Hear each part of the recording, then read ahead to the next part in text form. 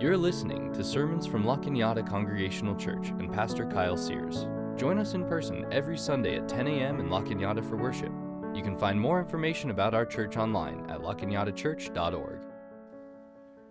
So looking back on my 20s, I realized that I was too broke to have something fixed and too dumb to doubt my ability to do it myself.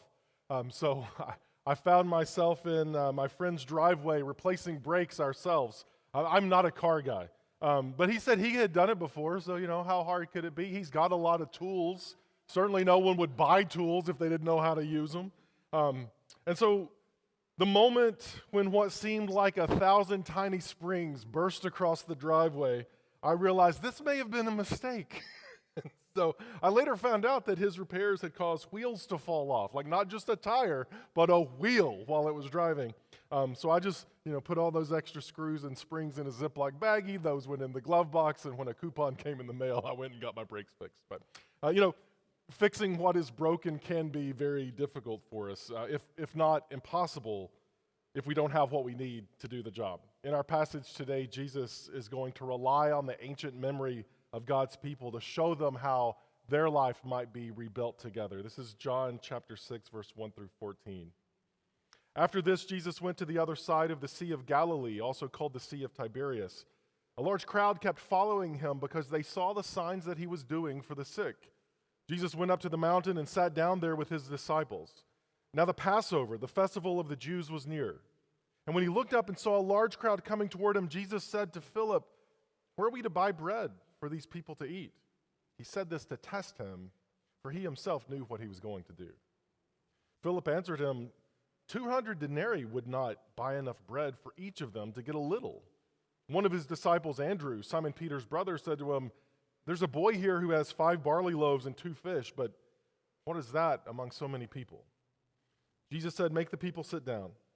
Now there was a great deal of grass in the place, and so they sat down, about 5,000 in all. And then Jesus took the loaves, and when he had given thanks, he distributed them to those who were seated. So also the fish, as much as they wanted. And when they were satisfied, he told the disciples, "Gather up the fragments left over so that nothing may be lost." And so they gathered them up, and from the fragments of the 5 barley loaves they left by those who had eaten, they filled 12 baskets. And when the people saw the sign that he had done, they began to say, "This is indeed the prophet who is to come into the world." So in the other Gospels, the Last Supper is portrayed in an upper room on the night that Jesus would be betrayed. Disciples huddled together as the feeling of threat looms over them. But in John, we actually don't get much of that scene in John's story. We don't have a Last Supper, so to speak. Instead, we have Jesus washing the disciples' feet in that upper room on the night he was betrayed. Instead, this story, the feeding of the 5,000 for the Gospel of John, becomes the setting for Jesus' teaching about the communion meal. You may have heard a little bit of a ring that sounds kind of familiar with Jesus breaking the bread, blessing it, and distributing it. No wine is present at this point, but it will feature prominently in the end of the chapter as Jesus reflects and teaches on what has happened here. He uses this miracle to explain how he will continue to provide sustenance to the masses. And so as we open, we see Jesus traveling across the Sea of Galilee toward a remote area around the time of Passover, and that already we hear this thematic chord being played underneath a story that is meant to remind us of Moses leading the people across the desert into the promised land. And like them, there will be a need for miraculous daily bread that will feed the masses. There's no market nearby, and so they're in trouble. Maybe this kid is selling some fish and some bread, but even buying him out would barely feed the disciples, much less the thousands who had gathered. Philip calculates that you need over half a year's wages just to give people a taste of what's needed. And then what about tomorrow when they're hungry again? How are we going to sustain this reality? And what follows then is a reenactment of the Lord's Supper that hasn't happened in the story yet. You see, our familiarity with the Lord's Supper happens closer to the time of Jesus' death, but as the first readers of John's story hear this portion, they already are thinking, this sounds a lot like what we say when we have our communion meal. Jesus takes the bread, gives thanks, breaks it, and distributes it among the people. Instead of wine, there's fish, some variations in the story. But even then, that portion of the story will then come up again at the very last chapter of the book, as Jesus, now resurrected on the same shore, is preparing a breakfast for the disciples who had given up everything, including their hope, that there was anything after Jesus' death. Jesus will make a meal of bread and fish to remind them of this experience they had just a few years before. Not only here do the people eat their fill, but there's leftovers too, enough for 12 baskets of remnant pieces. And there we hear those chords again being played of an ancient memory, a motif of the history of the 12 tribes who would be called out of Egypt and into the promised land. And now it is 12 disciples who are following through on that promise. I love what Jesus says here, to gather the broken pieces so that nothing will be lost. And then we land in these 12 baskets. And I believe that that is the sign that Jesus is showing here. The miraculous feeding and the fact that everyone got to eat unlimited breadsticks and fish is one aspect of this miracle, but the real miracle that begins to make people notice what has happened is that Jesus has called his disciples to gather up all of the broken pieces and bring them together so that no one is lost, no piece is left behind. It points to God gathering up the remnant of his people who had been scattered by war and conquest, rebellion and oppression, starvation and mockery, and now they are a full and fulfilled people. It's not just the individual who got to say, wow, that was a great lunch. But it was the entire crowd that now comes together and realizes that God is meeting their needs as a people who are chasing Jesus down because they are sick and desperate for some life to happen. You can imagine why they'd want to make Jesus their king right then and there. And in fact, after they say, this is the prophet who has come into the world, they say, hey, you know what would be better than a prophet is if we make this guy our king. And so the next day they come looking for Jesus. And Jesus realizes that they, like us, often want the sign, but not the thing the sign is pointing toward. And so Jesus tells them, I am the bread of life. Just like God sent manna in the desert in a miraculous way that provided life for the people, that's me now. Okay, so I'm going to pause real quick because it's going to get really weird if you keep reading. After Jesus walks on the water, we'll get to that part next week. But then Jesus, as he's teaching, is going to take this metaphor of him being the bread of life as far as it will go, to the point where most of the crowd refuses to follow him after this point. They're like, you know what? Maybe you're not the king we want. And that seems to be Jesus' intent in using this sort of language that he will use to challenge the people in their revulsion. He will say, you've got to chew on my flesh and drink my blood if you want to really follow me. And as I hear that kind of stark, shocking language meant to sort of jolt the people awake to what Jesus is hoping they will see, it reminds me of Mamie Till Mobley's courage to show her son Emmett in an open casket, to allow photographers there, bearing the wounds that were given to him by racist men. Or the photos that we see from the Warsaw Uprising, those who would document the horrors of the Nazi invasion, those who would document later the horrors of the Holocaust, to remind people of how barbaric we can be so that it never happens again. It reminds me of the parents of Sandy Hook Elementary or the students of Parkland who will give accounts of what gun violence does to a body.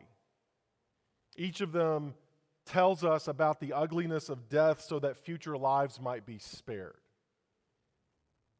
And so Jesus says, the true bread is my flesh, so chew and chomp and swallow.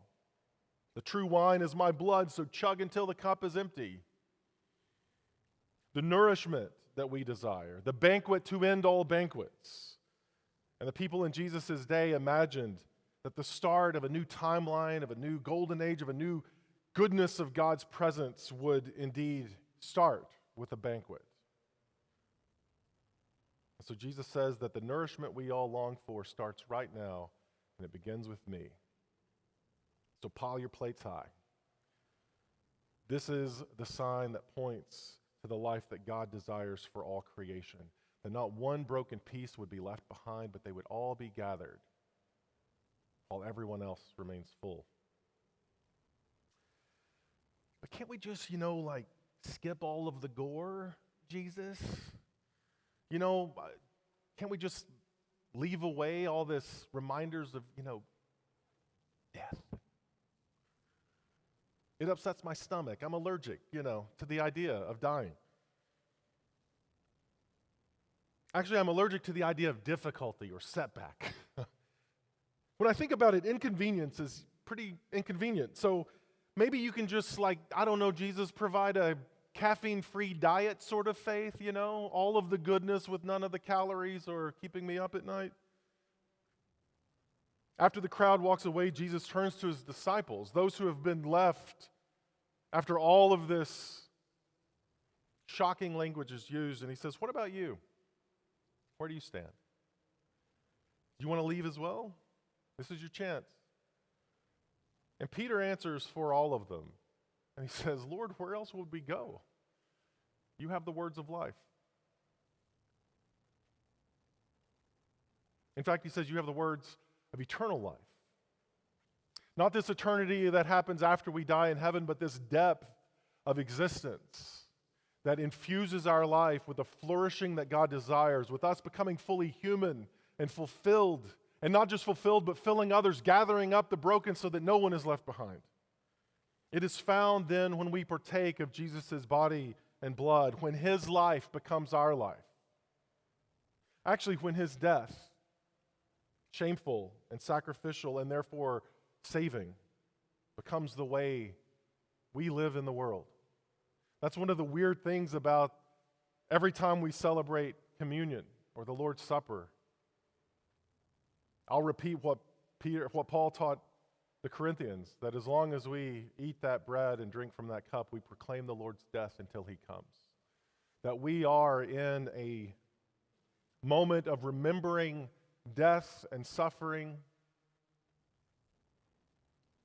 so that we might then become unafraid of death and dying or inconvenience or injustice. That we would be willing to put our bodies on the line that would separate the violent and the innocent and stand in between them so that none of those broken pieces will be left behind. When we take communion, we are taking all of ourselves, our intellect and creativity, our imaginations, and our heart and our feet and our wallets and our schedules so that the world around us might erupt into sort of the gathering that brings all of the broken pieces together. We are saying that the way that Jesus lived and even the way that Jesus died is the way that we want to be into our life. We are to incorporate all of those things into our own bodies so that we cannot tell the difference between the flesh and blood of Christ and our own flesh and blood. That is the call that Jesus makes here. And that is, in part, the call that makes people say, well, if that's the case, I don't know about that. That's a lot to ask. But you'll see that it was a lot to ask of the disciples to feed all this crowd. But Jesus already knew what he wanted to do. He already knows how we're going to say, there's no way this is going to happen. And so whatever little we may have, we turn over to Christ so that he might bless it and break it and give it away. And what we'll find is that there's more than enough for everyone. My hope is that we would be a people who would offer what little bread and fish we may have, what little life or faith, hope or love that we may hold on to, and that we would see Jesus fill all of our needs as well as the needs